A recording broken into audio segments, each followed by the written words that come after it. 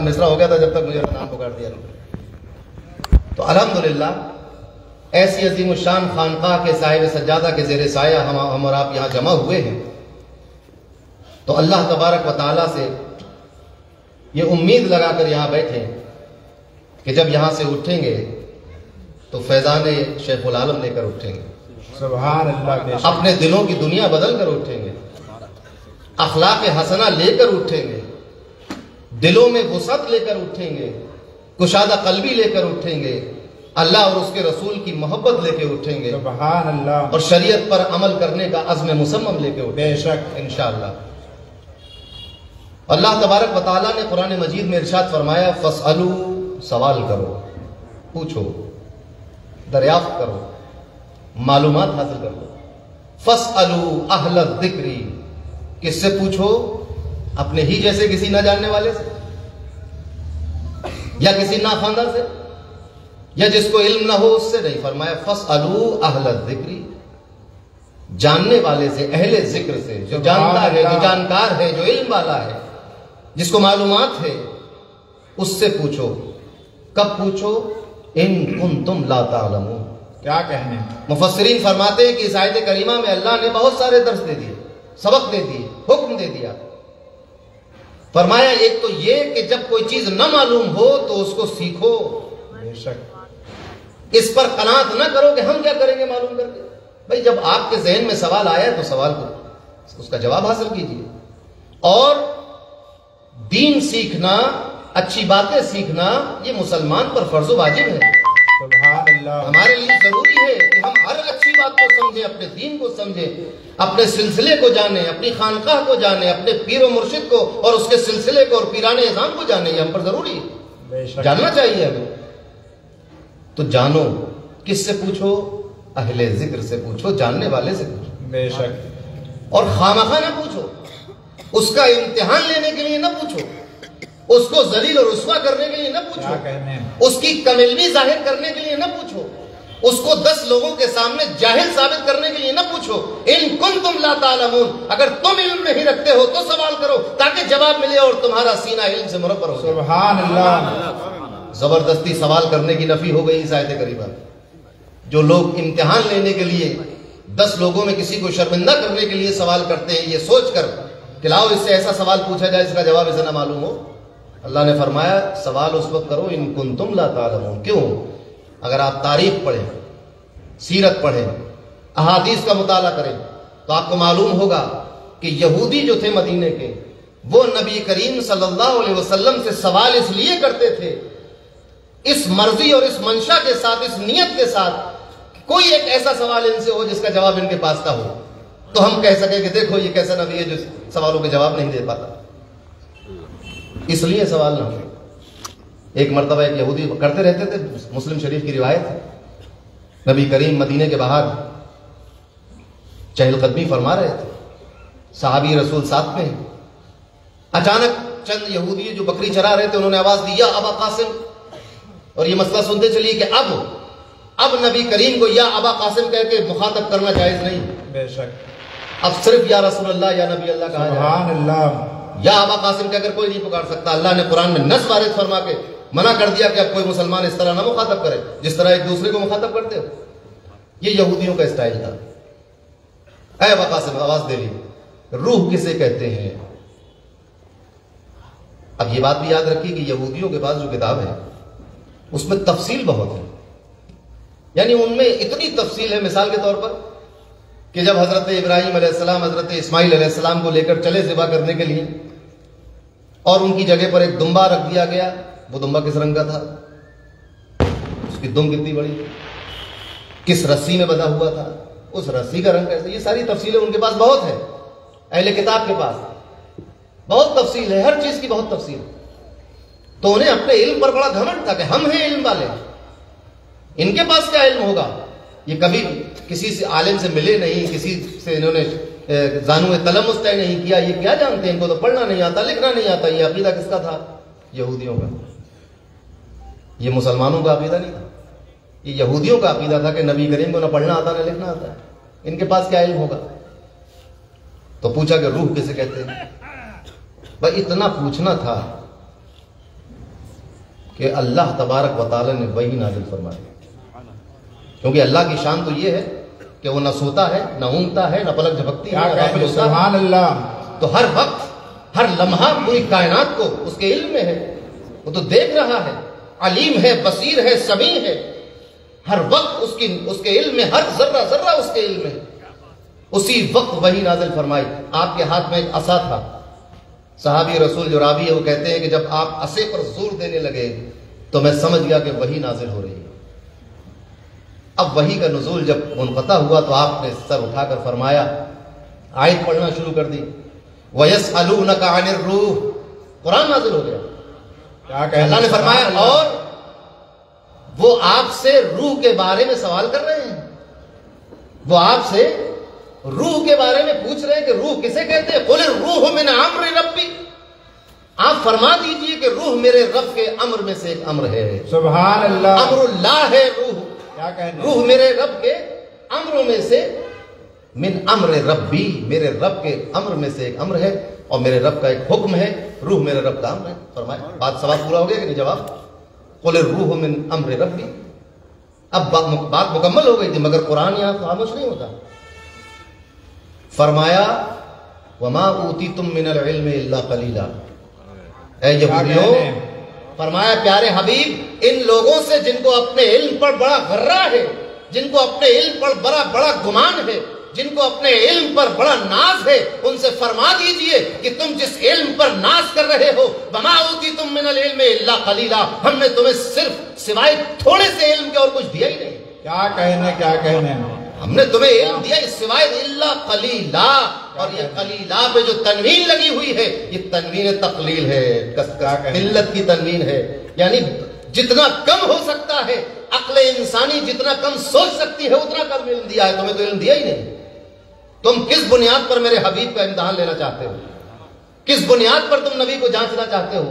تمہیں تو ہم نے علم ہی نہیں دیا، الا قلیلا، سوائے اس کے کہ ایک ذرہ علم کا عطا کیا۔ آپ ذرا سوچیں، وہ یہودی قوم جس کو اپنے علم پر اتنا گمان تھا کہ وہ مسلمانوں سے یہ کہا کرتے تھے کہ تمہاری کتاب میں جو آیت آئی ہے، جو احکامات آئے ہیں، آؤ ہم تمہیں اس کی تفصیل بتاتے ہیں، اس قوم کا نشہ قرآن کی اس آیت نے اتار دیا۔ وما اوتیتم من العلم الا قلیلا، ہم نے تمہیں ذرا سا علم دیا ہے، اس ذرا سے علم کی بنیاد پر تم علم رسالت معاف کا امتحان لینے کی حماقت کر رہے ہو۔ تو سوال تو کرتے تھے لوگ، تو جانچنے کے لیے نہیں، امتحان لینے کے لیے نہیں، علم حاصل کرنے کے لیے۔ آپ ذرا سوچیں، آیت کریمہ کے تیور ملاحظہ فرمایا آپ نے، یعنی یہ بات اللہ کو پسند نہیں آئی کہ تم میرے حبیب کا امتحان لینا چاہتے ہو، جبکہ حبیب کو اتارا ہی اس لیے تھا کہ پوری کائنات ایک جہالت کی تاریکی میں ڈوبی ہوئی تھی۔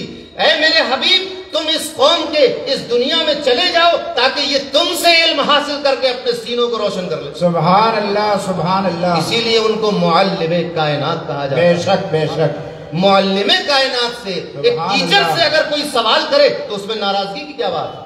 مگر اللہ کو یہ اسٹائل اور یہ انداز یہودیوں کا پسند نہیں آیا، کیونکہ وہ تو دلوں کے حالات جان لیتا ہے، وہ جانتا ہے کہ یہودی کس منشا سے پوچھ رہا تھا، سوال کرنے کو کہہ بھی رہا ہے فَاسْأَلُوا، اور وہاں کیا فرما دیا؟ وہاں سوال کرنا پسند نہیں آیا، لہذا پتا چلا کہ جب بڑوں کی بارگاہ میں جاؤ تو ادب کے ساتھ علم حاصل کرنے کے لیے سوال کرو، نہ کہ ان کا امتحان لینے کے لیے۔ بے شک۔ کچھ لوگوں کو یہ ذوق ہو جاتا ہے کہ ہم بڑے علامہ ہیں، بے شک، اور یہ سمجھتے ہیں کہ جو سادہ اور سفید کپڑوں میں سر جھکائے ہوئے جو شیخ بیٹھا ہے کوئی جانتا ہی نہیں۔ کیا کہنے۔ حضرت بابا فرید گنج شکر رضی اللہ تعالی عنہ، آپ کی خانقاہ کا کیا کہنا کہ اس ہندوستان کی دو ایسی شخصیات ہیں، دو ایسے پیر بھائی کہ اس کائنات میں دو پیر بھائی اتنے مشہور نہیں ہوئے کبھی۔ آپ اٹھا کر دیکھ لیں تاریخ، غریب نواز کے مریدوں میں بے انتہا مرید رہے ہوں گے، مگر مشہور کون ہوا؟ قطب الدین بختیار کاکی۔ دوسرا بتائیے اتنا مشہور کوئی؟ بے شک، مشہور ہیں مگر اتنی شہرت کسی کی نہیں ہوئی۔ قطب الافطاب حضرت قطب الدین بختیار کاکی کے بھی بہت مرید، بے شک، مگر جو شہرت بابا صاحب کو حاصل ہے اتنی شہرت کسی دوسرے خلیفہ کو نہیں۔ سبحان اللہ، ہے مشہور مگر اتنی شہرت نہیں ہوئی۔ ایسے ہی بابا صاحب کے بعد بھی خیر مخدوم صابر کلیری کے تو دو کی سوال ہی نہیں تھا، وہاں تو ایک ہی مرید تھا اور ایک ہی خلیفہ تھا. کیا کہنے ہیں. دیگر سلاسل میں یہ کوئی بات کسی کی کمی اور کسی کی ذلت میں نہیں ہے، بلکہ یہ تاریخی حقائق بے شک کہ دو ایک ہی شیخ کے دو مرید پیرلل مساوی طور پر اتنے مشہور زمانہ ہو جائے، یہ صرف بابا صاحب کے دستے حق پرست کی برکت ہے کہ ایک محبوب الہی نظام الدین اولیاء، کیا کہنے ہیں. دوسرے مخدوم حضرت صابر کلیری رضی اللہ تعالیٰ عنہ. سبحان اللہ. دو مرید ایک ہی پیر کے دو خلیفہ اور دونوں مساوی طور پر مشہور و معروف اور بلند و بالا. کبھی ترازو لے کر ہاتھ میں رکھیے، ادھر بھی 1 کلو کا واٹ، ادھر بھی 1 کلو کا کیا واٹ، کہنے ہیں. کیا کہنے ہیں. ترازو برابر رہتا ہے. تو بابا صاحب کے ہاتھ میں جو ترازو ہے، جس کا ایک پلہ محبوب الہی کے نام سے جانا جاتا ہے، دوسرا پلہ صابر کلیری کے نام سے جانا جاتا ہے، دونوں برابر ہے، نہ یہ اوپر نیچے ہے نہ وہ اوپر نیچے. سبحان اللہ. تو بابا صاحب کی خانقاہ میں جب حضرت محبوب الہی حضرت سیدنا نظام الدین اولیاء بدایونی ثم دہلوی رضی اللہ تعالیٰ عنہ جب زیر تربیت تھے، تو وہاں مدرسے کا ایک مولوی آ جاتا تھا خانقاہ میں. آ کر بابا صاحب سے بحث و گفتگو ہو جاتا تھا، شوق بھی تھا تو الٹے سیدھے سوالات کرتا تھا اور آپ خاموش ہو جاتے تھے. تو مرید کو یہ تو بات اچھی نہیں لگتی کہ ہمارے شیخ سے کوئی اتنی زبان چلائے اور شیخ خاموش ہے اور یہ بولے جا رہا ہے. تو آپ نے طے کیا کہ اب کی آنے دو اس کو، اب آئے گا تو پھر میں اس سے بات کروں گا. وہ عادت کے مطابق پھر آئے. جیسے کچھ بولا تو آپ حضرت محبوب الہی نے کہا مجھ سے بات کرو، اور آپ نے اسے ایسے 2-4 جواب دیے، بیچارہ خاموش ہو گیا، شرمندہ ہو گیا، چلا گیا واپس. اس بات پر حضرت بابا صاحب ناراض ہو گئے، پسند نہیں آئی آپ کو یہ بات. لمبا واقعہ ہے، پسند نہیں آئی. فرمایا کہ نظام الدین یہ سمجھتے ہیں کہ بس وہی عالم ہے، ہمیں کچھ نہیں آتا ہے. اللہ اکبر. فرمایا ہماری خانقاہ کا طریقہ یہ ہے کہ ہماری خانقاہ میں کسی کی دل آزاری نہیں کی جاتی. کیا کہنے ہیں. اب طریقہ یہ ہوگا، ہر وضو کے لیے حضرت نظام الدین اولیاء سے فرماتے تھے کہ بیٹا لوٹا پانی لے کر آؤ، مگر جب یہ معاملہ ہو گیا تو آپ نے وضو کا پانی نہیں لیا ان سے. اللہ اکبر. فرمایا کہ اس طالب علم کو راضی کرو، کھانا بنا کر لے جاؤ، اس کے مدرسے میں جا کر اس کو کھلاؤ اور اس سے کہو کہ بھائی ہمیں تم راضی ہو جاؤ ہم سے، پھر بتاؤ آ کر تو پھر میں راضی ہوں گا. یہ ہے تربیت خانقاہ کی. اتنی سخت تربیت، لوگ کہتے ہیں کہ اتنی سخت تربیت، اور یہ نہیں دیکھا کہ اس سخت تربیت کے بعد ہندوستان کی لگام آپ کے ہاتھ میں دے دی گئی. سبحان اللہ. دہلی میں بٹھا دیا گیا، راجدھانی میں. بادشاہوں کے اوپر بادشاہی آپ کو عطا کی گئی. جو دلی میں بادشاہ ہوا کرتے ان کے اوپر بادشاہی آپ کی. یہ تربیت کی بات ہوتی ہے. تو عرض یہ کر رہا تھا کہ سوال جانچنے کے لیے تو حضرت بابا صاحب کے یہاں بھی سوال کرنے آیا. یہ بزرگوں کے یہاں یہ بے ادبی ہے کہ جا کر ایسے سوال کرو اور ان کو خاموش کر دو. اس غرے میں لوگوں کو ہو جاتا ہے. اللہ کو یہ بات ناپسند ہے کہ اس طرح کا طرز علم حاصل کرنے کے لیے نہ اپناؤ. ورنہ رسول کو تو بھیجا ہی اسی لیے گیا تھا کہ ان سے علم حاصل کرو، ان سے پوچھو، ان سے سوال کرو. قرآن میں خود کہہ دیا فاسألو، سوال کرو. مصر میں قاہرہ میں ایک بہت بڑے شیخ گزرے ابھی ماضی قریب میں، بہت زیادہ پرانے نہیں ہیں، بہت بڑے مفسر، بڑے صوفی، بڑے ولی پائے گئے، بڑے شیخ حضرت امام متولی شعراوی رحمۃ اللہ تعالی علیہ. وہ تفسیر بیان کرتے تھے. ایک مرتبہ ان سے کسی نے کہا کہ حضرت آپ کا کہنا یہ ہے کہ ہر سوال کا جواب قرآن سے مل جاتا ہے، قرآن میں ہر سوال کا جواب ہے؟ تو فرمایا ہاں. اس نے کہا میرا ایک سوال ہے. فرمایا کیا سوال ہے؟ اس نے کہا میرا یہ سوال ہے کہ 1 کلو آٹے میں کتنی روٹیاں بن جائیں گی؟ سوال سمجھے آپ؟ اور قرآن سے بتائیے، جواب دیجئے قرآن سے. آپ نے فرمایا ٹھیک. اپنے ایک مرید کو بلایا، کہا کہ جو باہر نان بائی ہے اس کو بلا کے لاؤ. بلا کے لایا. اس سے کہا بیٹا 1 کلو آٹے میں کتنی روٹیاں بن جاتی ہیں؟ اس نے کہا وہ موٹی والی روٹیاں 7-8 بن جاتی ہیں، پتلی والی 10-12 بن جاتی ہیں. تو آپ نے اس سوال کرنے والے کو بتا دیا کہ بیٹا اگر پتلی روٹی بناؤ گے 10-12 بن جائیں گی، اور موٹی بناؤ گے تو 8-10 بن جائیں گے، 7-8۔ اس نے کہا حضور طے تو یہ ہوا تھا کہ قرآن سے جواب دیں گے، آپ تو نان بھائی سے پوچھ کر جواب دے رہے ہیں۔ کیا کہنے ہیں؟ امام شعراوی نے فرمایا کہ بیٹا قرآن ہی میں تو لکھا ہے فَاسْأَلُوا أَهْلَ الذِّكْرِ إِن كُنتُمْ لَا تَعْلَمُونَ، کہ کسی جاننے والے سے پوچھو اگر تم نہیں جانتے۔ سبحان اللہ، سبحان اللہ۔ تو میں نے قرآن ہی پر عمل کیا ہے، قرآن ہی سے تو تمہارا جواب دیا ہے۔ کیا کہنے؟ اللہ کے ولی اور صوفیہ قرآن میں ہر چیز تلاش کر لیتے ہیں۔ تو سوال کرنے کی ضرورت ہے، سوال کرو کہ حضرت مخدوم رضولی کا نام کیا ہے۔ اگر میں سوال کروں پورے ہندوستان سے 80% لوگ کہیں گے عبدالحق رضولی۔ کیا کہنے ہیں؟ 80% لوگ مدرسوں میں چلے جائیں، دارالفتہ میں چلے جائیے، خانقاہوں میں چلے جائیے، عام عوام سے پوچھئے کہ بتاؤ مخدوم رضولی کا نام کیا ہے، لوگ کہیں گے عبدالحق۔ یہ نام نہیں ہے، کیا کہنے ہیں؟ نام تو احمد ہے۔ بے شک معلوم ہے عبدالحق جب آپ دنیا میں آپ کی ولادت ہوئی تو آپ کے نام عبدالحق نہیں رکھا گیا، نام احمد رکھا گیا، شیخ احمد نام ہے آپ کا۔ اور اگر یقین نہ آئے تو اسٹال پر کتاب بک رہی ہے، جا کر لے کر پڑھ لیجیے۔ پھر یہ احمد نام پیچھے رہ گیا، عبدالحق آگے نکل گیا، ہر آدمی عبدالحق، صاحب توشہ عبدالحق رضولی، مخدوم عبدالحق رضولی، کیا بات کیا ہے؟ اور یہ کوئی ہوائی بات نہیں ہے، گڑھی ہوئی بات نہیں ہے، معتبر کتابوں میں معتبر صوفیاء اور علماء نے یہ بات لکھی ہے، اور ایک نے نہیں لکھی، کئی ایک نے لکھی ہے یہ بات، اور اس بات پر مورخین محققین متفق ہیں کہ آپ کا نام عبدالحق نہیں ہے، یہ آپ کا لقب ہے۔ سبحان اللہ۔ پھر یہ لقب دیا کس نے؟ لقب شاگرد اپنے استاد کو دیتا ہے، جیسے ہمارے استاد گرامی حضرت علامہ خواجہ مظفر حسین رضوی کو ان کے شاگردوں نے امام علم و فن کا خطاب دیا۔ کیا کہنے ہیں؟ دیتے ہیں لوگ خطاب۔ ایسے ہی رستم جہاں کسی کو خطاب دیا گیا، اس کے ماننے والوں نے دیا۔ بادشاہوں کے خطاب ہوتے تھے، ایسے علماء کے بھی خطاب ہوتے ہیں، اولیاء صوفیاء کے بھی خطاب ہوتے ہیں، مگر خطاب دیتا کون ہے؟ ان کے خلفاء، ان کے مرید یہی دیتے نا۔ مگر یہ رضولی کی جو خانقاہ ہے، خانقاہ شیخ العالم اور حضرت شیخ العالم کا مرتبہ یہ ہے کہ جب مجاہدات اور مراقبات میں کے ذریعے اپنے دل کو صاف کر لیا، مجاہدات کے ذریعے اپنے نفس کو مار دیا، تو اللہ کی جانب سے آپ کو یہ خطاب عطا ہوا۔ سبحان اللہ، سبحان اللہ۔ عبدالحق، تو جس کے حقانیت کی گواہی اس کا خالق دے دے، سبحان اللہ۔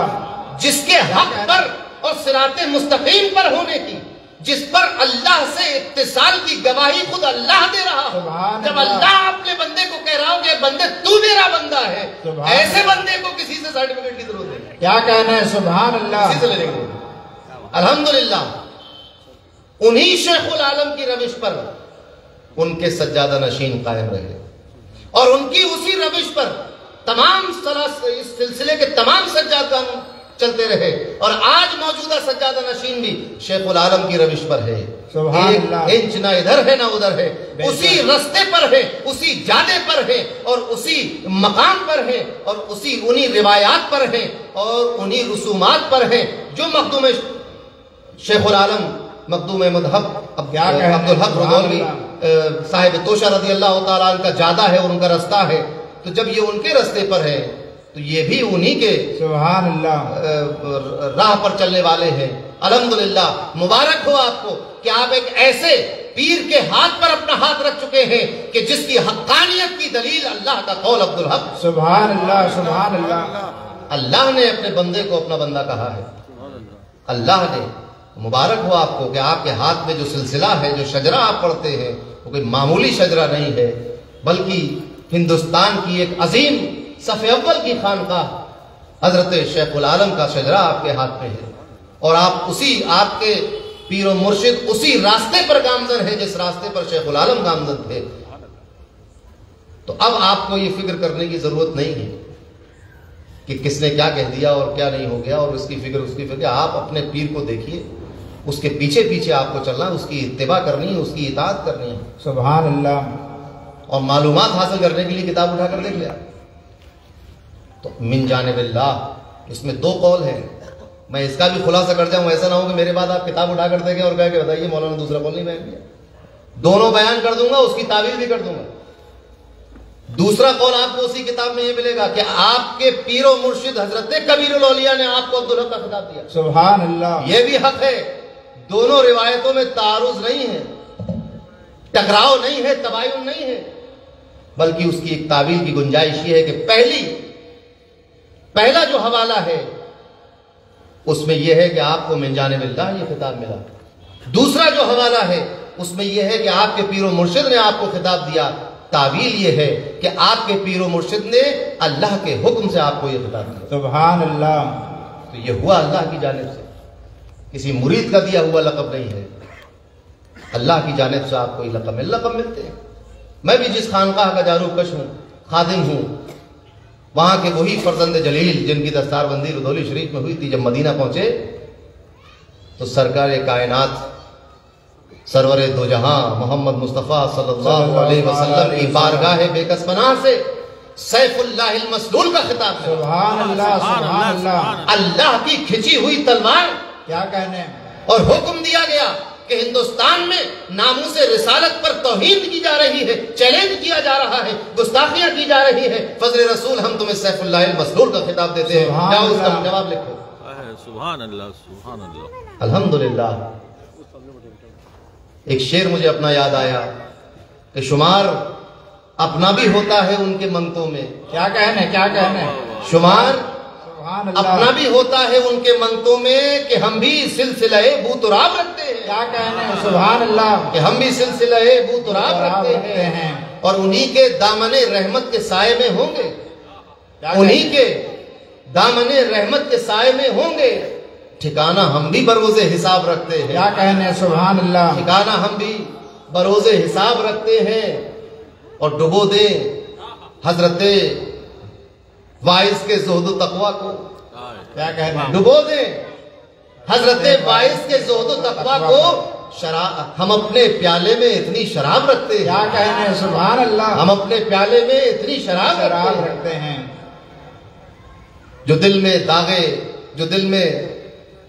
جو داغے عشق رسالت معاب رکھتے ہیں وہ اپنے سینے میں ایک آفتاب رکھتے ہیں. تو حال کیا ہے؟ فاسألو، کیونکہ ہم سوال کرنا بند کر دیا، علم حاصل کرنا بند کر دیا، اس لیے ہم جانتے نہیں، پہچانتے نہیں ہیں. اور اوپر سے معاملہ یہ ہے کہ ہمارے مشائخین کو یہ پسند بھی نہیں تھا کہ اس طرح کی راگنی الپی جائے. مگر یہ بھی ضروری ہے کہ ہم اپنے اکابرین کی تاریخ سے آشنا ہو جائیں. اپنی تاریخ، جو قوم، یہ بہت مشہور جملہ ہے، تقریباً ہر مقرر بول چکا ہے اس بات کو، جو قوم اپنی تاریخ بھول جاتی ہے وہ قوم زندہ رہنے کا حق نہیں رکھتی، تباہ و برباد ہو جاتی ہے. ہم بھی اپنی تاریخ بھول گئے ہیں. آپ کسی زاویے سے دیکھیں، آپ کو معلوم ہوگا. ایک مثال دے کر آپ کو سمجھاؤں تو سمجھ میں آئے گا کہ خانقاہ رودولی کا مقام کیا ہے. آپ نے ابھی ہم راستے میں آ رہے تھے تو حضرت نے بتایا کہ یہ نیا بجلی کا ایک پاور اسٹیشن بنایا جہاں بجلی بنائی جاتی ہے، بجلی کو پاور بنتی ہے، وہاں سے NTPC کا ہے. تو بجلی جہاں سے بنتی ہے وہاں سے جب چلتی ہے بجلی جن تاروں میں، اس تار میں اگر آپ اپنا تار جوڑ لیں تو گھر میں کیا حال ہوگا؟ 1 سیکنڈ میں پوری وائرنگ اڑ جائے گی، شارٹ سرکٹ ہو جائے گا، آگ لگ جائے گی اور 2-4-10 لوگ مر بھی جائیں گے.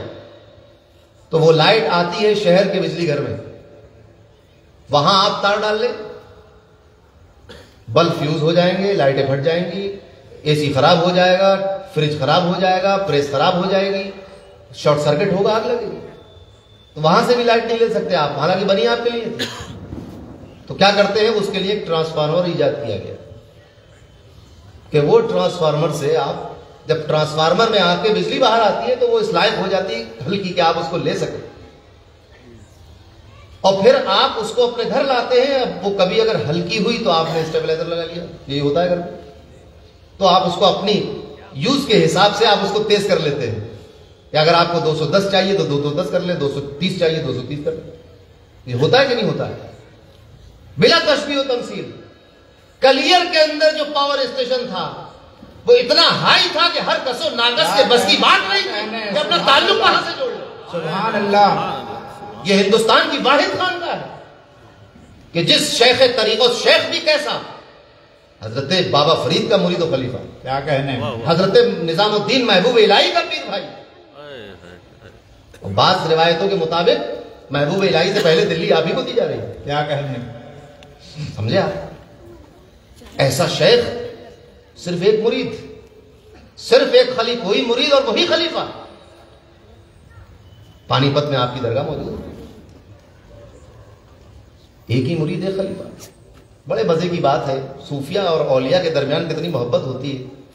کسی نے کہا حضور آپ کے بھائی نظام الدین کے تو ہزاروں مرید ہیں، ہزاروں خلیفہ ہیں، آپ کا صرف ایک. فرمایا مرا یک شمس کافی. کیا کہنے. سبحان اللہ. مجھے تو ایک شمس، ایک سورج کافی ہے، مجھے ایک سورج کافی ہے. تو شمس الدین پانی پتی رضی اللہ عنہ، بے شک انہوں نے بھی مرید کیا تو ایک ہی، اور ایک ہی وہی خلیفہ. حضرت کبیر الاولیاء وہ بھی پانی پت میں، ان کا مزار بھی وہیں پر ہے. ابھی تک بجلی اتنی ایسی ہو نہیں پائی تھی کہ عوام اس کو استعمال کر لیتی. کیا کہنے. اب ایک ٹرانسفارمر کی تلاش تھی کہ جو ادھر کے فیض کو اپنے سینے میں جذب کر لے اور اپنے ہاتھ سے عوام کے ہاتھ تک وہ فیض پہنچا سکے، اور اس شان سے پہنچا سکے کہ جس کے ہاتھ پہ ہاتھ رکھ دے تو اگر جذب کی کیفیت میں ہو تو سالک ہو جائے، سالک کی کیفیت میں ہو تو مجذوب ہو جائے. سبحان اللہ. کتاب رکھی ہے، پڑھ کر دیکھیے. اولیاء نے سفارشیں کی ہیں کہ حضور فلاں شخص کے سینے میں اس لائق نہیں ہے کہ اتنی آگ اس کے سینے میں بھری جائے، ایک نظر الفت ڈال دیجئے. کیا کہنے. تو وہ جو جذب کی کیفیت تھی، وہ جو گرمی تھی، وہ برداشت کے لائق نہیں تھی. شیخ العالم نے نظر فرمائی، آگ ٹھنڈی. سبحان اللہ. تو ایک ایسے ظرف والا چاہیے تھا، ایک ایسے سینے والا چاہیے تھا، ایک ایسی وسعت والا چاہیے تھا کہ جو اس تمام تر گرمی کو اور اس آگ کو، اس شعلے کو، جو بھڑکتی ہوئی آگ کی طرح جو عشق کی آگ تھی، کس کا عشق، کس کی محبت، کس کی تڑپ، کس کی لگن، کس کی چاہ، اللہ کی چاہ، اللہ کی محبت، سبحان اللہ. اللہ کی تڑپ. وہ تڑپ جب کلیر میں حضرت صابر کلیری کے سینے میں وہ آگ بھڑکی تو پھر اس کو سنبھال نہیں سکا کوئی، اس کو ویسے ہی لے کر حضرت شمس الدین نے اپنے سینے میں رکھ لیا. اب آگے کس کو بڑھائیں تو کبیر الاولیاء نے لے کر رکھ لیا.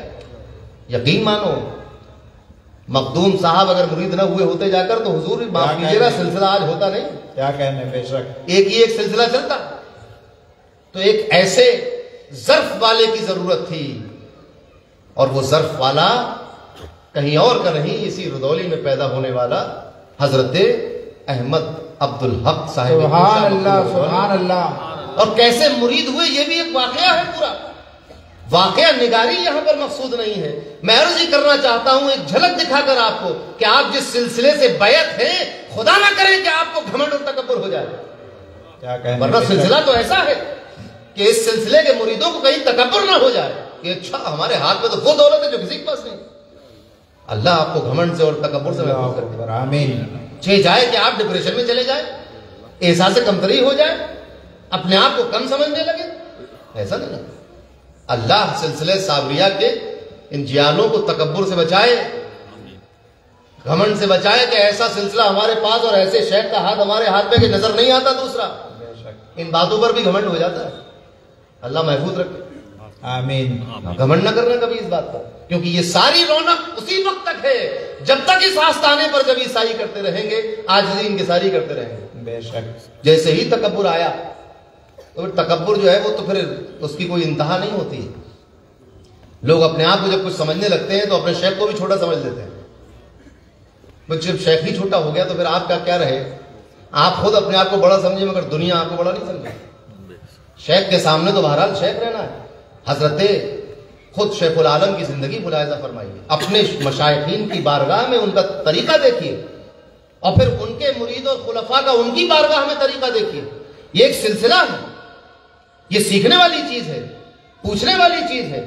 تو ضرورت تھی ایک ایسے ظرف والے کی جو اس روحانیت کو اپنے سینے میں سنبھال بھی سکے، اور اس روحانیت کو بقدر ضرورت، بقدر ظرف، بقدر سینہ، بقدر گنجائش اپنے مریدوں اور خلفاء کو بانٹ بھی سکے. سبحان اللہ.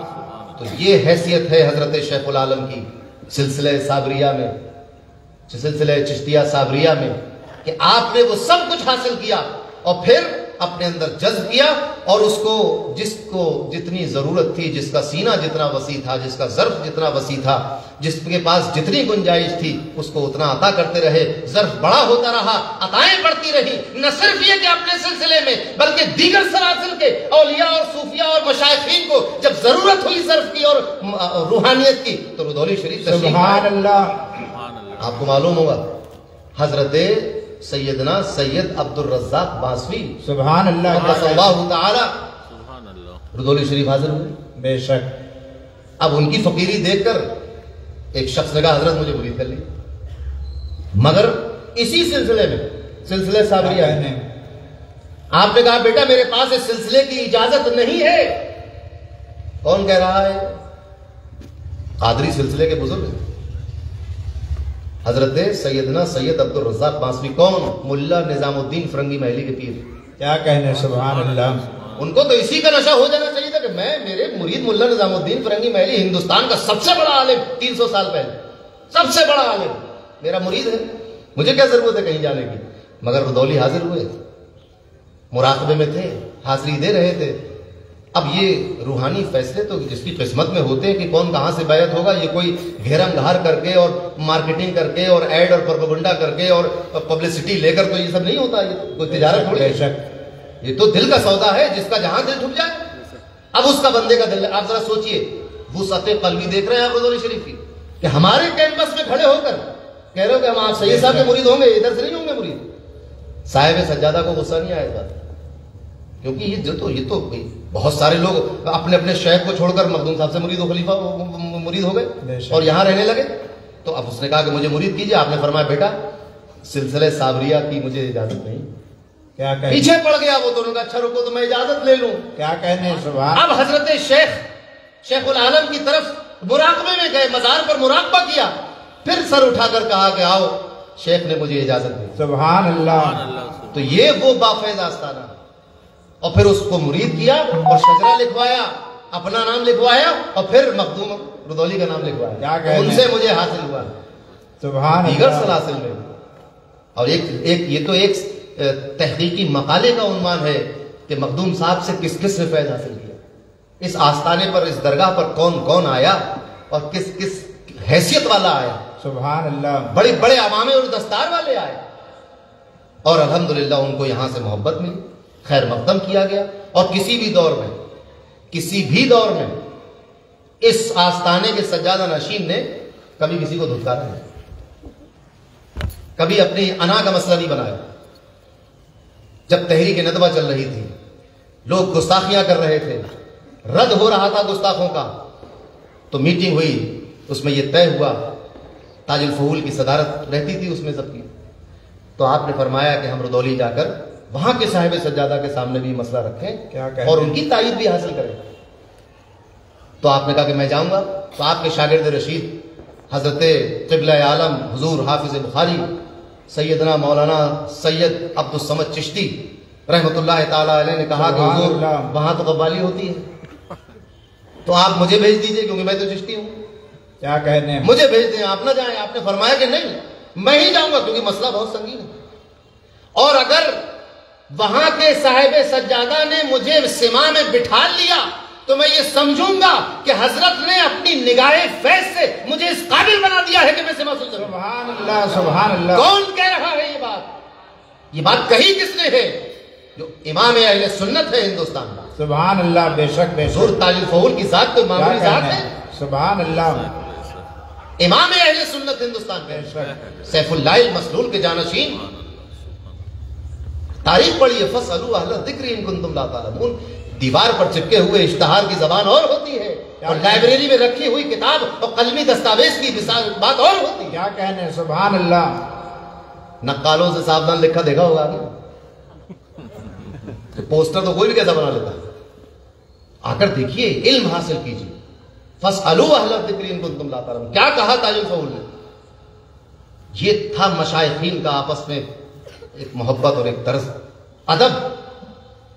فرمایا کہ اگر میں وہاں پہنچا اور وہاں سما ہوتا ہوا تو میں یہ سمجھوں گا کہ شیخ نے مجھے اس لائق بنا دیا کہ میں سما سن سکوں۔ یہ محبت کے معاملے میں تو فاسألوا سوال کرو، تو اب پوچھو کہ نام کیا تھا؟ جواب ملے گا نام تھا شیخ احمد۔ کیا کہنے؟ لقب کیا تھا؟ عبدالحق۔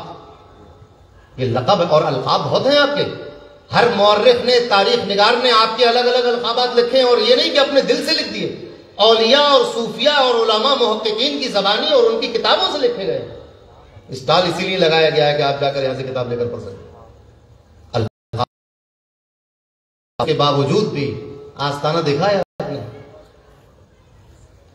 آستانہ دیکھی جا کر سادگی پہ بات چل رہی تھی، سوال کرو، پوچھو کہ یہ آستانہ کس کا ہے جس پر ایک ٹین پڑی ہوئی ہے، کیا کہنے؟ بوسیدہ سے قفس لگا ہوا ہے، سیدھا ٹین۔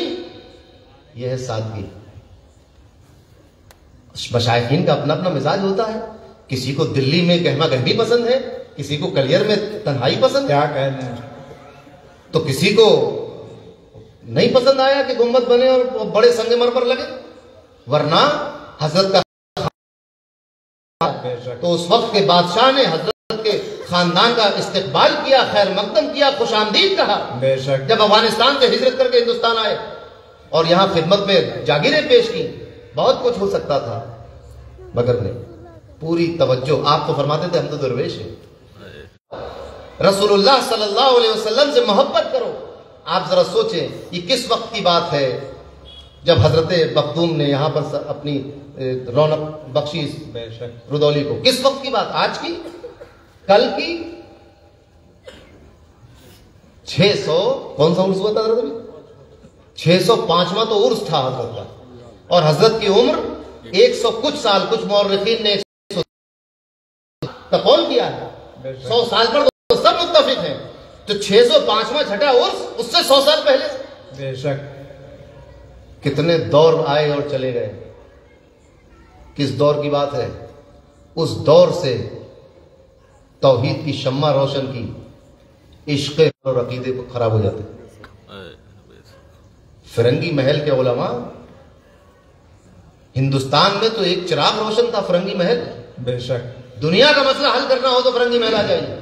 اب انہیں اگر اپنے دلوں کی پیاس بجھانا ہوتی تھی کہاں آتے تھے؟ کیا کہنے؟ سبحان اللہ شیخ العالم کی بارگاہ، بے شک وہیں آیا کرتے تھے، مختلف خانقاہوں سے، مختلف اداروں سے، بڑے بڑے اداروں سے، وہ علم ظاہر کا معاملہ ہو یا علم باطن کا معاملہ ہو۔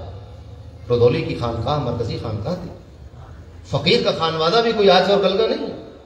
میرے جد امجد ہندوستان میں جب تشریف لائے تو وہ حضرت خواجہ عثمان ہارونی رضی اللہ تعالیٰ عنہ کے مرید و خلیفہ تھے۔ بھائی کیا کہنے؟ سبحان اللہ تو یہ آج کی بات نہیں ہے، یہ عشق رسول کی شمع آج کی جلی ہوئی نہیں ہے، یہ 605 سال سے تو وصال کے بعد سے اب تک جل رہی ہے، بے شک اور اس سے پہلے، اور ان کے والد اور ان کے شیخ۔ ایسا نہیں ہے کہ مخدوم صاحب آج تک کو صاف کیا ہے، فاروق اعظم کا گھرانہ، سبحان اللہ سبحان اللہ ان کی تربیت تو مدینے والے نے کی۔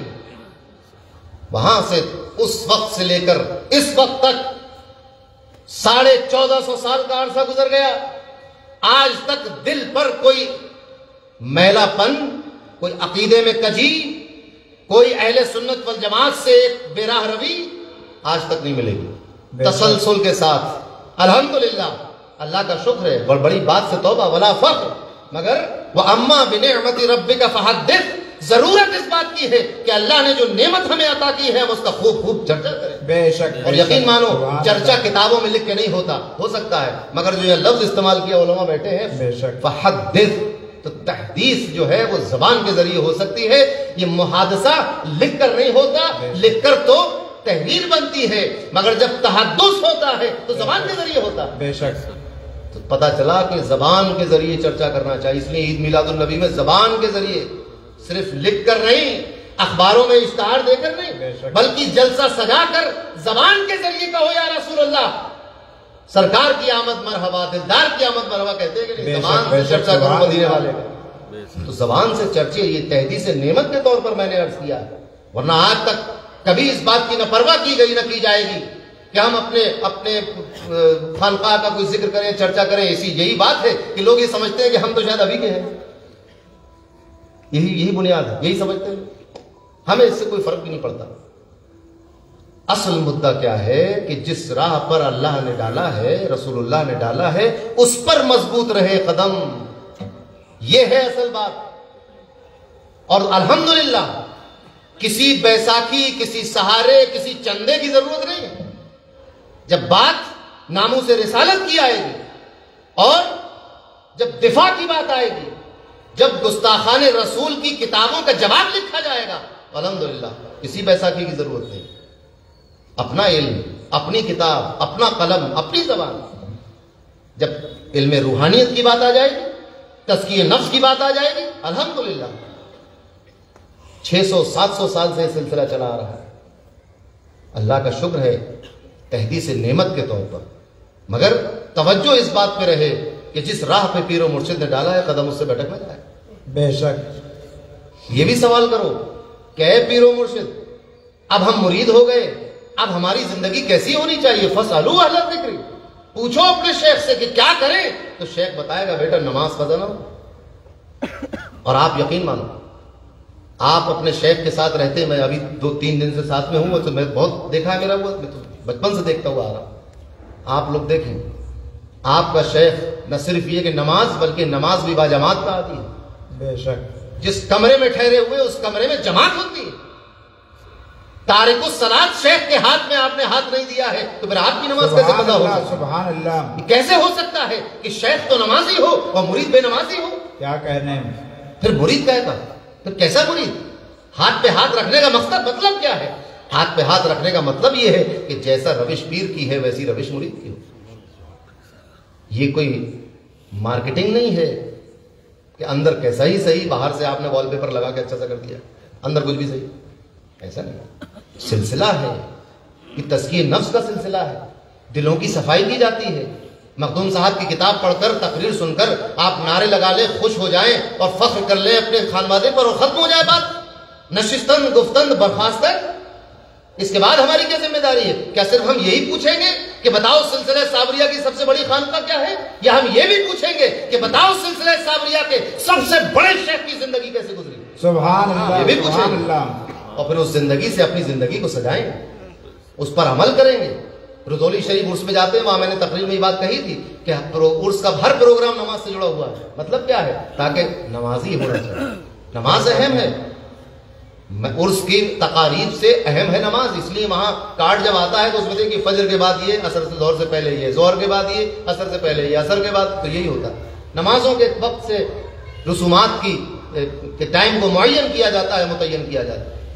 فاسألوا اہل الذکر، پوچھو کہ جب ہم معاشرے میں رہیں تو ہم کس طرح رہیں. پوچھو کہ ہمیں تعلیم حاصل کرنا ہے کہ نہیں کرنا ہے. پوچھو کہ ہمیں کس مدرسے کی اور کس کتاب کی اور کس اسکول کی اور کس مسجد کی تعلیم حاصل کرنی ہے، کس سے پڑھنا ہے، کہاں جانا ہے، کیا کرنا ہے. سوال کرو.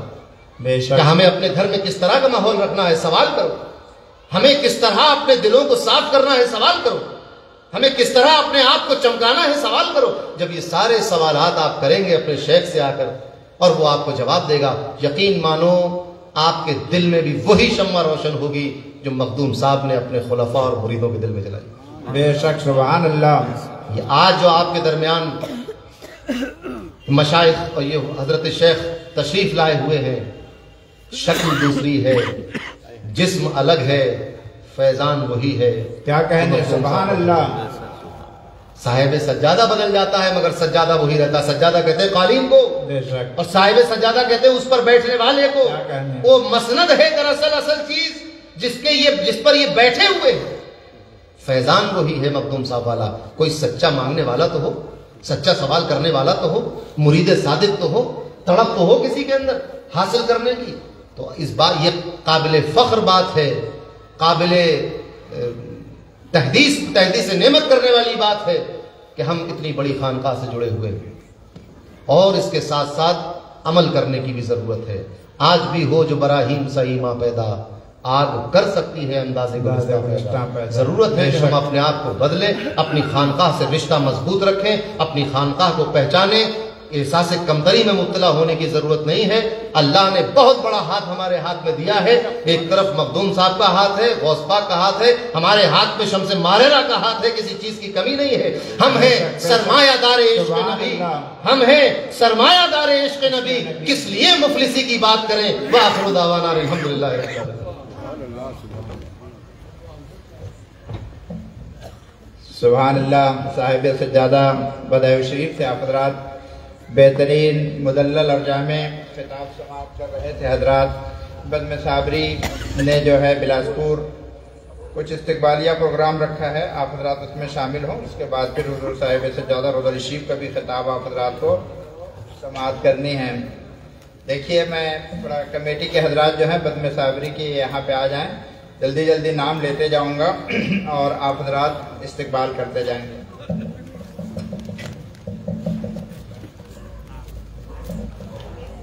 حضرات تشریف رکھیں آپ حضرات، اس کے بعد پھر حضور صاحب سجادہ روضہ الشریف کی بھی خطاب آپ حضرات کو سماعت کرنی ہے۔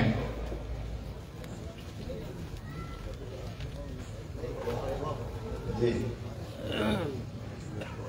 آئیے اب میں سب سے پہلے صدر بزم صابری جناب سید شمیم صابری صاحب سے گزارش کروں گا تشریف لائیں اور حضور صاحب سجادہ روضہ الشریف حضور نیر میاں صاحب کا گلپوشی سے استقبال کریں۔ جناب حبیب الدین فاروقی صاحب سے میں گزارش کروں گا تشریف لائیں کہ حضور عتیب میاں صاحب صاحب سجادہ بدائع شریف کا گلپوشی سے استقبال کریں۔ شیخ زاہد صابری صاحب تشریف لائیں، حضور احمد میاں صاحب قبلہ ولی عہد خانقاہ روضہ الشریف کا استقبال گلپوشی سے کریں۔ جناب جاوید خان صابری صاحب تشریف لائیں، حضور صاحب سجادہ روضہ الشریف کا استقبال گلپوشی سے کریں۔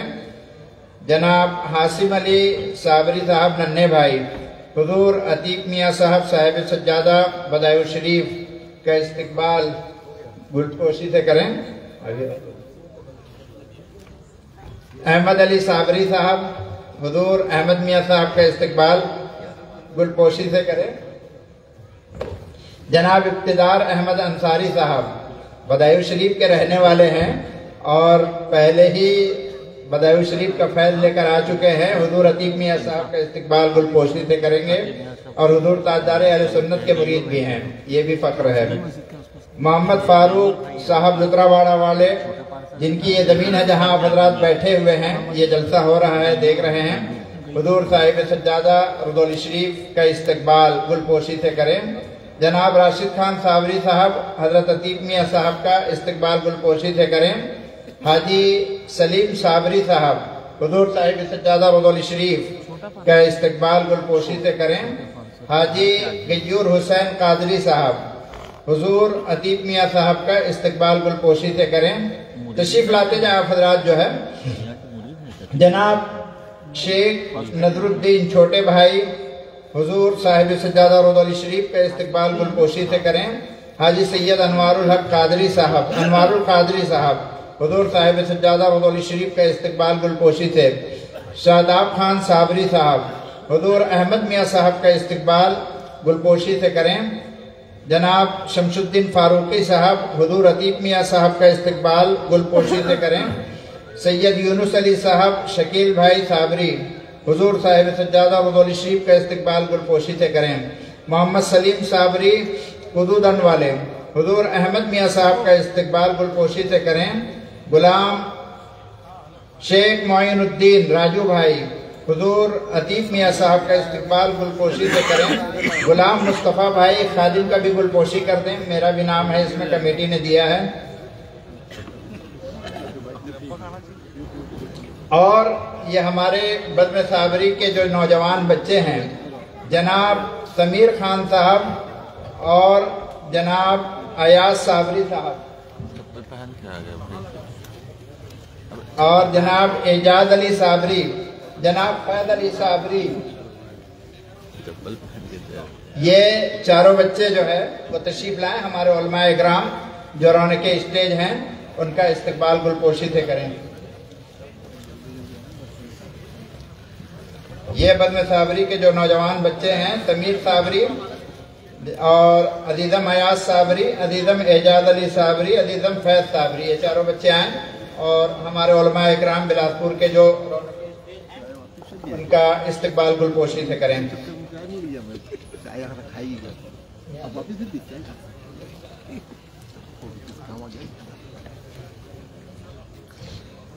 آج کے اس مبارک موقع پر بزم صابری بلاسپور شہر کے کچھ ایسی ہستیوں کا استقبال کر رہی ہے جن کے خدمات کو بھلایا نہیں جا سکتا۔ یہ بزم صابری کی بڑی کاوش ہے کہ کچھ ایسے لوگ ہوتے ہیں جو اس طریقے سے خدمت انجام دیتے ہیں جن کو لوگ اہمیت نہیں دیتے، لیکن ہماری بزم صابری جو کمیٹی ہے، کچھ ایسے حضرات ہیں، حضور صاحب سجادہ اور حضرت عتیق میاں صاحب کے دست مبارک سے جو ہے وہ ان حضرات کا استقبال جو ہے بزم صابری بلاسپور کر رہی ہے۔ قوم کی بہتری کے لیے ہر وقت تیار رہنے والے سید انوار القادری صاحب تشریف لائیں، سید انوار القادری صاحب تشریف لائیں۔ اس کی دین کمیٹی تشریف لائیں جو ہے حضور صاحب حضرت احمد میاں صاحب قبلہ کے دست مبارک سے جو ہے وہ شال پیش کر کے جو ہے ان کا اعزاز کیا جا رہا ہے۔ اس کی دین کمیٹی کے صدر جناب حاجی غیور حسین قادری صاحب جو حضور تاجدار اہل سنت سے وابستہ ہیں، حاجی غیور حسین قادری صاحب تشریف لائیں۔ نہیں ہے نا؟ اچھا۔ بلاسپور نگر پالیکا نگم کے سبھاپتی حرج العزیز جناب شیخ ناظر الدین عرف چھوٹے بھائی اگر ہوں تو تشریف لے آئیں۔ ہاں، ان کے صاحبزادے، چھوٹے بھائی کے صاحبزادے جو ہے، ہاں دلارے بھائی یا پیارے بھائی ہوں تو تشریف لے آئیں اور حضور صاحب سجادہ کے دست مبارک سے اپنے والد کو جو اعزاز دیا جا رہا ہے وہ لے لیں۔ قوم کی خدمت گزاروں میں خاص کر مسجدوں کے کاموں میں بڑھ چڑھ کر حصہ لینے والے جناب شیخ ایوب صاحب تشریف لائیں اور حضور صاحب سجادہ کے ولی عہد خانقاہ شیخ العالم کے حضرت شاہ آفاق احمد احمدی دامت برکاتہم عالیہ کے دست مبارک سے شال لے کر جو ہے شال سے اعزاز بزم صابری کمیٹی کر رہی ہے۔ یہ ہمارے دلارے بھائی بھی آگے جو ہے خاموشی سے قوم کی خدمت کرنے والے جناب سلیم بھائی فریڈ ٹیلر تشریف لائیں۔ جناب سلیم بھائی فریڈ ٹیلر قوم کی رہنمائی کرنے والے جناب محمد جساد اشرفی صاحب ایڈوکیٹ تشریف لائیں۔ جناب محمد جساد اشرفی صاحب ایڈوکیٹ تشریف لائیں، قوم کی رہنمائی کرنے والے۔ حضور ہاشمی میاں کے چہیتے مرید جناب اقبال حق اشرفی صاحب تشریف لائیں۔ ہر کسی کے دل ہر وقت ہر کام کے لیے آگے رہنے والے اور خاص کر بزم صابری کا تن من دھن کے ساتھ دینے والے جلسہ گاہ لترا واڑہ کے مالک حاجی محمد فاروق صاحب سے میں گزارش کروں گا تشریف لائیں اور حضور آفاق میاں صاحب احمد میاں صاحب قبلہ دامت برکاتہم عالیہ کے دست مبارک سے جو ہے وہ شال بطور اعزاز بزم صابری کمیٹی سے لیں۔ فاروق بھائی ابھی تو تھے یہاں سامنے۔ اپنے خود کے مکان کو خانقاہ چشتیہ صابریہ کے لیے وقف کرنے والے ہم سبھی کے چہیتے جناب صوفی احمد علی صابری صاحب سے میں گزارش کروں گا تشریف لائیں اور جناب احمد میاں صاحب کے دست مبارک سے جو ہے وہ شال بطور اعزاز بزم صابری کمیٹی کے جانب سے لیں۔ بس 2 منٹ آپ حضرات کا وقت لوں گا، آپ حضرات پریشان نہ ہوں۔ اور سب سے آخری میں حضور نیر میاں کی دعاؤں کے سائے میں جناب سید شمیم صابری صدر بزم صابری بلاسپور کی طرف سے راحت اندوری صاحب کا ایک شعر: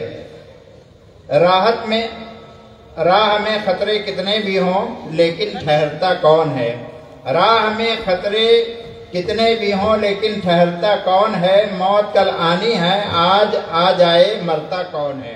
یہ ہمارے شمیم صابری صاحب جو صدر ہیں بطن صابری کمیٹی کے، انہوں نے حضور صاحب سجادہ کی بارگاہ میں یہ پیش کیا ہے، موت کل آنی ہے، آج آ جائے مرتا کون ہے، اور تیرے لشکر کے مقابل میں اکیلا ہوں، اور تیرے لشکر کے مقابل میں اکیلا ہوں، مگر فیصلہ میدان میں ہوگا کہ مرتا کون ہے۔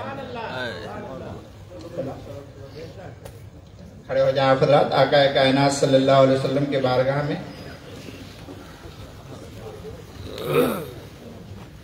دیکھیے بطن صابری کے حضرات کے خواہش ہے 2 منٹ آپ حضرات تشریف رکھیں، دعائیہ کلمات حضور صاحب سجادہ کی بارگاہ میں عریدہ میں پیش کروں گا کہ دعائیہ کلمات سے نوازیں۔ میاں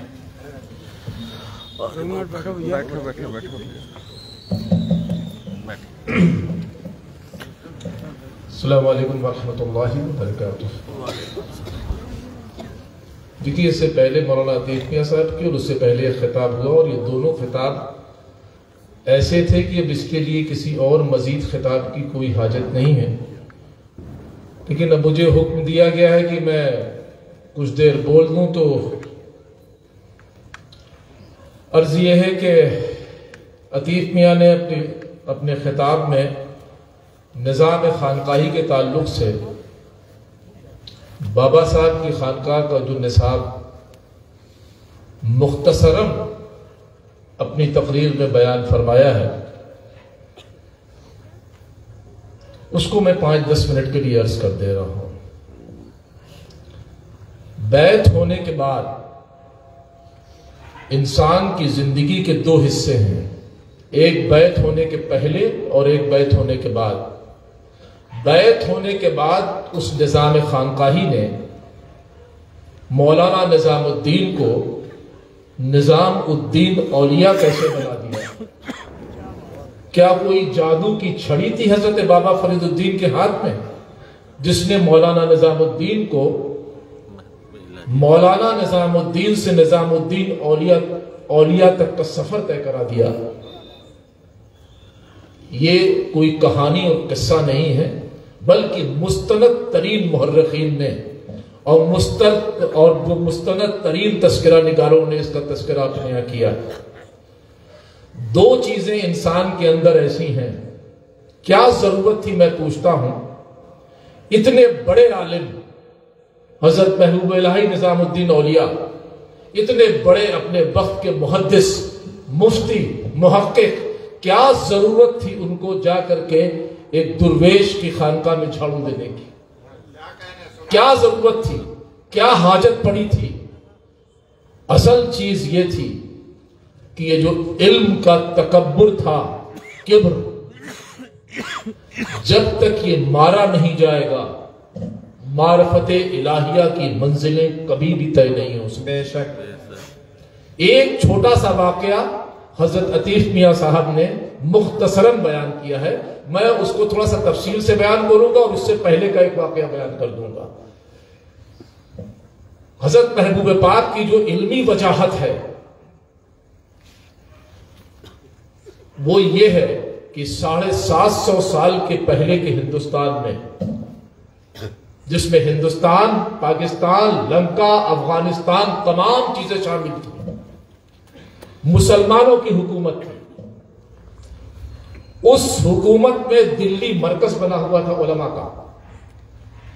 بادشاہ وقت نے، یہ کوئی کہانی اور قصہ نہیں جو ہے بیان کر رہا ہوں، مستند تذکرہ نگاروں نے اس کا تذکرہ کیا ہے۔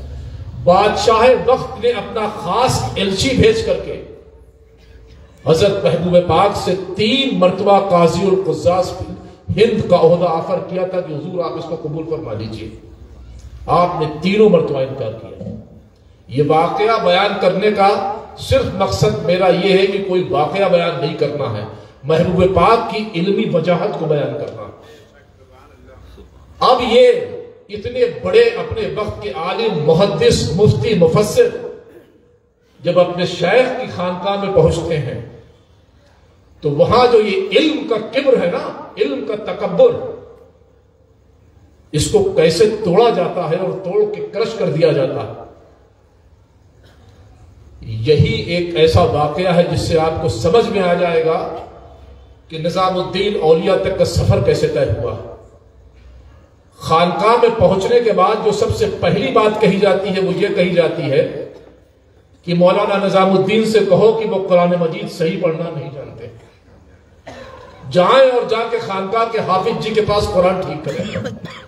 اللہ اللہ، آج ابھی یہ لڑکا ہمارے یہاں سے فارغ ہوا، یہ ابھی نیا بچہ، اس سے کوئی کہہ دے کہ تم قرآن پڑھنا نہیں جانتے ہو، یہ برا ہو جائے گا ایک منٹ میں کہ میں نے 4 سال قرآن مجید حفظ کیا، مجھے دستار ملی ہے اور آپ کہتے ہیں کہ میں قرآن پڑھنا نہیں جانتا۔ بلا چوں اور چرا کیے ہوئے محبوب پاک جو تھے جا کر کے ان حافظ جی کے پاس قرآن ٹھیک کیا۔ دوسرا واقعہ جو تفصیل سے نہیں بیان کیا عطیف میاں صاحب نے وہ یہ ہے کہ وہ طالب علم یا جو تھا وہ روز بابا صاحب کے پاس آتا تھا اور روز بحث کرتا تھا۔ ایک دن محبوب پاک کو غصہ آ گیا اور آپ حجرے میں گئے اور اس کے تمام سوالوں کا اتنا سخت جواب دیا کہ وہ خاموش ہو کر کے چلا گیا۔ بابا صاحب نے تہجد کے وضو کا پانی جو محبوب الہی رکھتے تھے دینا بند کر دیا۔ ایک دن گزرا، 2 دن گزرا، 3 دن گزرا، مولانا بدر الدین اسحاق عطیف میاں جو ان کے دوسرے خلیفہ ہیں اور داماد ہیں، ان سے حضرت محبوب الہی نے عرض کیا کہ بھائی اسحاق جا کر کے تم یہ دریافت کرو کہ لگتا ہے کہ حضرت مجھ سے کچھ خفا ہے، اور خفا ہے تو خفگی کی وجہ کیا ہے، یہ دور کیسے ہوگی۔ تب ایک دن مولانا بدر الدین اسحاق نے کہا کہ مولانا نظام الدین کچھ عرض کرتے ہیں۔ تو بابا صاحب نے فرمایا کیا کہتے ہیں؟ کہتے ہیں کہ حضور ان سے کچھ خفا ہیں۔ آپ نے فرمایا بالکل میں ان سے خفا ہوں، کیا میرا علم اتنا نہیں تھا کہ میں اس طالب علم کو جواب دے سکتا تھا؟ مولانا نظام الدین نے اس سے اتنی سختی سے بات کی کہ اس کا دل ٹوٹ گیا۔ جاؤ جا کر کے کہو کہ اگر مجھ کو خوش کرنا چاہتے ہیں تو جا کر کے اس طالب علم کو منا کر کے لائیں۔ کھانا پکانے، بالکل صحیح عطیف میاں نے بیان کیا کہ کھانا پکا کے لے گئے، لیکن اس کھانے کا پیسہ کہاں سے آیا آپ کو پتا ہے؟ جیب خالی تھی محبوب پاک کی، وہ دستار جو آپ کے سر پہ دلی کے محدثین نے رکھی تھی، پاک پٹن کے بازاروں میں جا کے اس دستار کو آپ نے فروخت کر دیا، اور فروخت کر کے آ کر کے کھانا پکایا، اپنے سر پہ لاد کے لے گئے اس لڑکے کو لے وہ بنا کے۔ یہ سب کیا تھا؟ یہ نصاب وہ نصاب تھا جس نصاب نے کبر کو توڑ کر کے رکھ دیا تھا۔ اور جب تک بھی کسی مرید کا اس صورت تزکیہ نہیں ہوگا، اس صورت اس راہ کی منزلیں حل نہیں ہو سکتی کسی قیمت کے اوپر۔ اور یہ پوری کتابوں میں بھری ہوئی ہے اس طرح کے واقعات۔ مریدین حضرات جو ہیں وہ اس بات کو سن لیں اچھی طریقے سے۔ بڑی لمبی تقریر ہو گئی ہے سلسلے صابریہ کے اوپر کہ ان کی زندگی کے 2 پہلو ہیں، اور یہ میں صرف اپنے مریدین سے بات نہیں کر رہا ہوں، آپ کسی شیخ کے مرید ہوئیے، میں اس تعلق سے آپ سے گفتگو کر رہا ہوں۔ 2 پہلو ہیں انسان کی زندگی کے، ایک توبہ کرنے سے پہلے کا اور دوسرا توبہ کرنے کے بعد کا۔ کسی شیخ کے ہاتھ پر توبہ کرنے سے پہلے کا اور شیخ کے ہاتھ پر توبہ کرنے کے بعد کا۔ اگر توبہ کرنے سے پہلے اور توبہ کرنے کے بعد کی زندگی میں کوئی نمایاں فرق نہیں آیا، آپ کی بیعت ناقص قرار دی جائے گی۔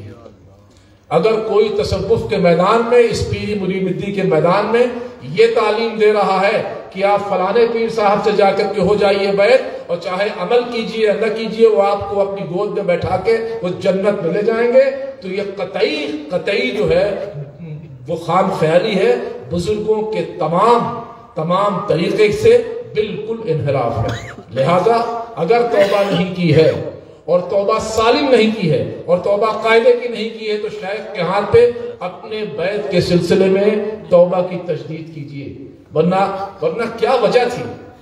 ہمارے مولانا میاں صاحب کے خلیفہ مولانا فقر صاحب عطیف میاں، مولانا فقر، مولانا عبدالحی فرنگی میری، بڑا نام ہے، شاید یہاں تو لوگ جانتے بھی نہیں ہوں گے ان کو،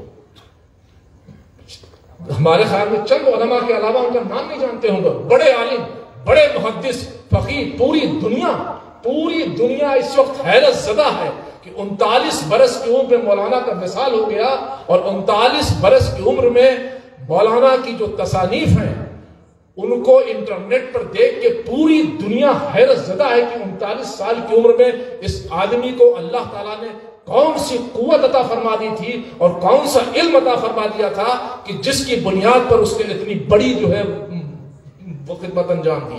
ان کے شاگرد تھے مولانا محمد حسین، ان کے ایک خلیفہ مولانا فخر صاحب عطیف میاں. مولانا کا وصال ہو جاتا ہے. مولانا کے وصال ہونے کے بعد مولانا فخر صاحب کو یہ خواہش ہوتی ہے کہ میری تعلیم اب جو ہے وہ کس سے مکمل ہو گئی. بھئی یہ تعلیم کیا چیز ہے؟ کوئی اسکول میں پڑھایا اڑا جانے والا ہے کیا؟ اسی تعلیم کی طرف میں آپ کے دماغ کو وہ متوجہ کرنے جا رہا ہوں. یہی تعلیم، یہ تزکیہ اور اصلاح کی تعلیم، یہ کیسے مکمل ہوگی؟ تو اس وقت مولوی رشید رشید احمد کے پاس ان کا وہ جانے کا ارادہ ہوا. مولوی رشید احمد گنگوہی کے پاس. تب مولانا خواب میں آ گئے. ان کے شیخ جو ہے خواب میں آیا کہ تم قطعی مولوی رشید احمد گنگوہی کے پاس نہیں جاؤ گے. خواب میں منع فرمایا کہ بدعقیدگی کے چکر میں نہ پڑ جانا، وہاں نہیں جاؤ گے. جاؤ میرے بھائی مولانا افضل بخاری کے پاس جا کر کے اپنی تعلیم مکمل کرو. یہ تعلیم کیا تھی؟ یہی اپنے شیخ سے حاصل کرنے کی ضرورت ہے. یہ تعلیم یہ ہے کہ آپ 5 وقت کی نماز کیسے پڑھیں گے، وہ مجاہدات کیسے کریں گے، ورد و وظائف کیسے کریں گے، شیخ کی بارگاہ کی منزلیں کیسے طے کریں گے. اور اگر یہ نہ آیا تو پھر آپ اپنے شیخ کے ہاتھ پر اپنی توبہ کی تجدید کریے. وآخر دعوانا الحمدللہ. اللہ یا نبی سلام علیکہ، یا رسول سلام علیکہ، یا حبیب سلام علیکہ، صلوات اللہ علیکہ، یا حبیبی یا رسول اللہ.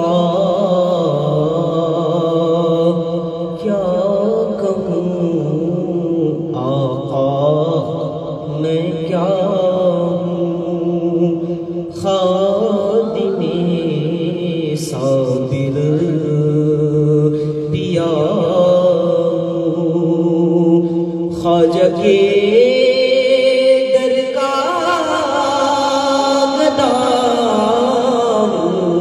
خواجہ کے در کا گدا ہوں، اور سگے غوث الورا ہوں.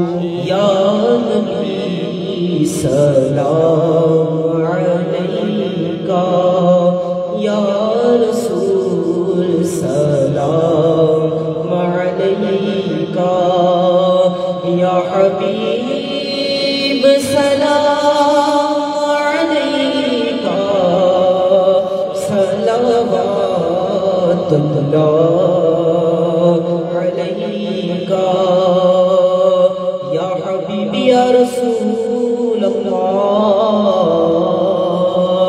یا حبیبی یا محمد،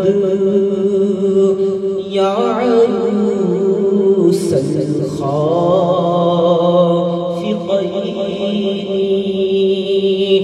یا مؤید یا محمد، یا مؤید یا محمد، یا امام القبلتین، یا نبی سلام علیہ.